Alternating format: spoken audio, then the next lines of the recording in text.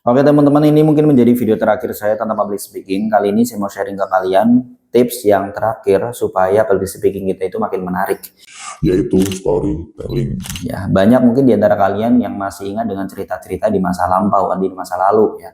Entah yang baru-baru ini atau yang sudah lama sekali, tapi kalian itu masih ingat dengan cerita tersebut.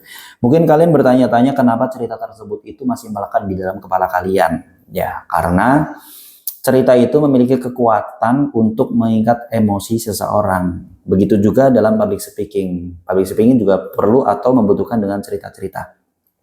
Ketika kalian itu ingin menyampaikan sebuah cerita atau kalian ingin menjadi storyteller, itu sebenarnya nggak perlu dengan cerita yang bombastis.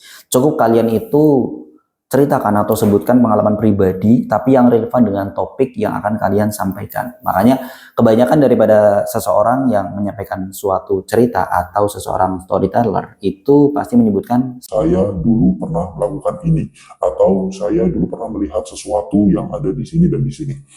mungkin bagi kita, bagi orang yang menyampaikan cerita itu sederhana, karena mungkin kita sering sampaikan kepada orang lain, atau kebanyakan atau bahkan kepada diri kita sendiri.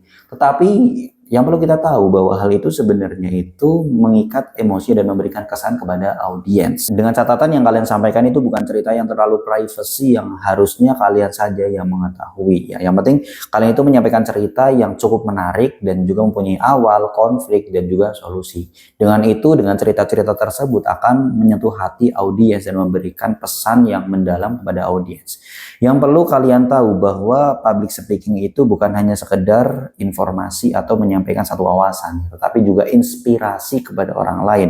Inspirasi yang kalian sudah dapat di-share kepada orang lain. Dengan adanya cerita, kalian itu bukan hanya sekedar ngomong teman-teman, tetapi juga meninggalkan kesan. Itu mungkin 5 tips yang saya sampaikan tentang public speaking, dan mudah-mudahan bisa membantu teman-teman untuk bisa grow lagi, lebih menarik lagi dalam public speaking. Jangan lupa share video ini ke teman-teman kalian kalau ini dirasa bermanfaat, dan stay real, stay mindful.